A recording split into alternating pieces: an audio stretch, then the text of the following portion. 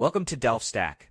In today's tutorial, we will explore how to create multiple directories simultaneously in Ubuntu using the mkdir command. Whether you are a beginner or an intermediate Linux user, this guide will enhance your command line efficiency.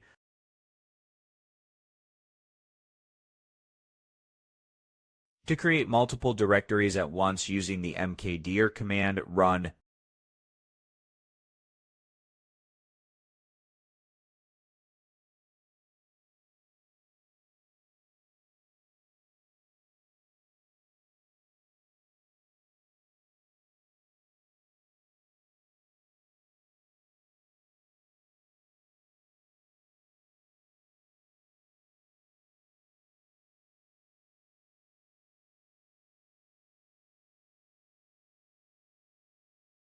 As you can see, a folder named parent has been created, and inside it, two subfolders, child1 and child2, have also been created.